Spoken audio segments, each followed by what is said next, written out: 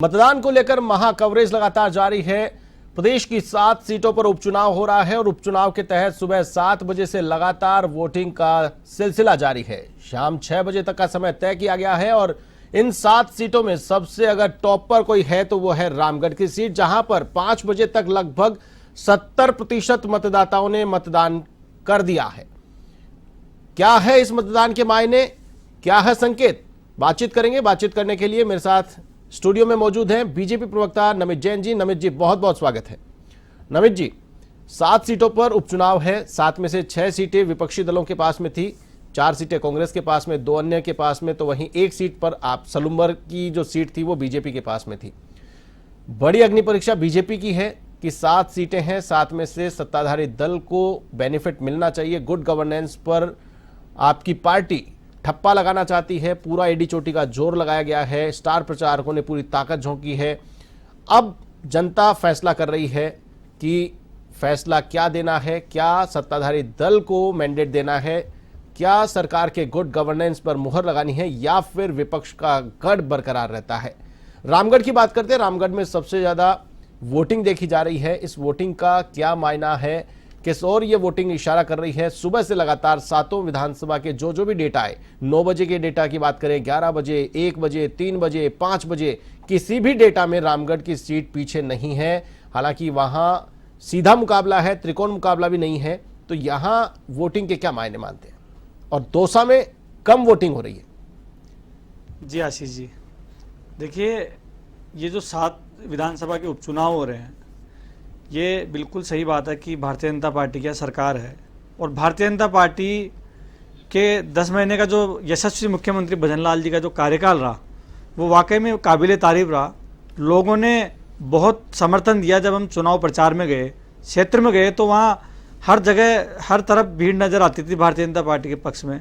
जनसमूह था, और जो महिला है, पुरुष है, युवा है, छात्र है, जो भी है, सब समर्थन करते नजर आए हैं। और मैं आपको बता दूं आशीष जी, ये 7 विधानसभा चुनाव में उपचुनाव जो हो रहे हैं, उनमें हम भारी मतों से जीत कर आएंगे और 7 सीट हम जीत रहे हैं। बहुत अच्छा दिख रहा है। आज का जो दृश्य थे, सब जगह के 7 सीटों पर अच्छी वोटिंग हो रही है और मतदाता घरों से निकल कर आए हैं। देखिए, अभी वैसे सावों का सीजन चल रहा है। कल देव उठनी एकादशी थी, तो लग रहा था कि वोटिंग परसेंटेज काफ़ी कम रहेगा, क्योंकि लोग शादियों के सीजन में एक दूसरे गांव जाया करते हैं। कोई कहीं बारात में गया हुआ है, कोई भात लेकर गया है। फिर भी इतनी अच्छी पोलिंग ये दिखा रही है कि वाकई में जो 6 सीटें जो भारतीय जनता पार्टी के पास नहीं है, वो भी भारतीय जनता पार्टी के पास आने वाली है। और इसमें कोई दोहराई ही नहीं है कि जिस तरह से भारतीय जनता पार्टी ने 10 महीने में, सरकार ने 10 महीने में जो कार्य किया, यशस्वी मुख्यमंत्री भजन लाल जी की सरकार ने जो कार्य किए, चाहे वो महिलाओं के लिए 450 रुपये में सिलेंडर देना हो, या फिर पेपर लीक के दोषियों को पकड़ा जा रहा है, जिस तरह से एक एक करके सलाखों के पीछे भेजा जा रहा है। हाँ, हालांकि बड़े मगरमच्छ बाहर है, वो भी आप जल्दी देखेंगे कि वो बड़े मगरमच्छ भी पकड़ में आने वाले हैं। और मैं आपको आशीष जी एक सीधी सी बात बताता हूँ। मैं खुद चुनाव प्रचार में रहा, लगभग सभी सीटों पर गया, तो वहाँ पर जो मतदाता है, जो बुजुर्ग व्यक्ति है, जो महिलाएँ हैं, मैंने उनसे संवाद किया। मैंने उनसे बात कही कि क्या फूटी हांडी में कोई घी भरता है क्या? तो उन्होंने कहा नहीं भरते हैं।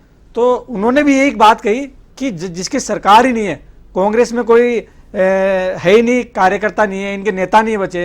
अशोक गहलोत जी, जो पिछले 5 साल जिन्होंने जमकर लूटा राजस्थान की जनता को, वो कहीं पूरे चुनाव में कहीं दिखाई नहीं दिए। एक दिन भी उनकी सभा नहीं हुई। वो आरोप तो कांग्रेस के नेता भी लगाते हैं, कांग्रेस के प्रवक्ता भी लगाते हैं कि वसुंधरा जी कहाँ थी। वसुंधरा राजस्थान के चुनाव प्रचार में नजर नहीं है। जी, जैसे आप गहलोत जी पे सवाल उठा रहे हैं, वैसे बिल्कुल आशीष जी, उनकी वसुंधरा जी की पारिवारिक व्यवस्था है, उनकी जो कुछ कारणवश वो दिल्ली अस्पताल में थी, तो वो नहीं आ पाई। बाकी भारतीय जनता पार्टी के प्रदेश अध्यक्ष है, भी जो भारतीय जनता पार्टी की सरकार है, वो सारे मंत्री, जो हमारे राष्ट्रीय नेता है, जो भी हमने जहाँ जहाँ सभाएं करी, वहाँ अपार जनसमूह आया।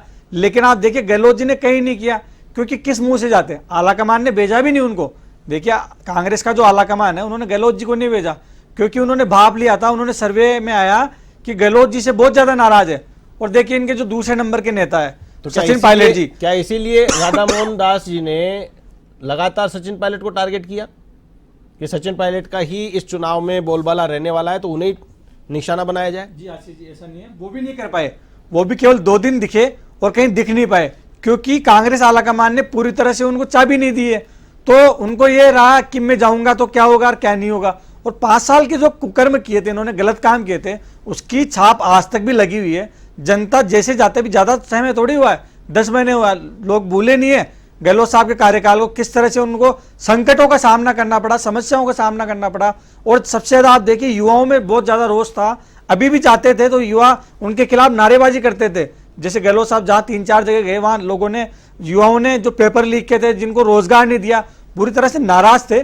और देखिए आप इनके तीसरे नंबर के नेता, जो अपने आप को तीसरे नंबर के नेता है, जो इनके प्रदेश अध्यक्ष है, जिनके कंधों पर सारा वजन आ गया है, जिनके ऊपर था कि 7 सीटें आपको निकाल कर लानी है, वो गमछा डांस करते नजर आ रहे हैं। उनको कोई मतलब नहीं है हारे जीते, क्योंकि वो अपने आप में अलग पड़े हुए हैं। उनको पता है कि टीकरा फूटना तो गहलोत साहब पे फूटेगा, पायलट साहब पे फूटेगा, लेकिन उनको पता नहीं प्रदेश अध्यक्ष तो वो है। पेपर लीक, तो जो पेपर लीक हुए थे उनके कार्यकाल में, उसमें मुख्य रूप से शिक्षा मंत्री वही रहे थे। वो भाग नहीं सकते, लेकिन उनको पता था कि जनता पकड़ के मारेगी, बिल्कुल। तो वो ज्यादा प्रचार में गए नहीं। और आपको मैं बता दूं, 7 सीटें भारतीय जनता पार्टी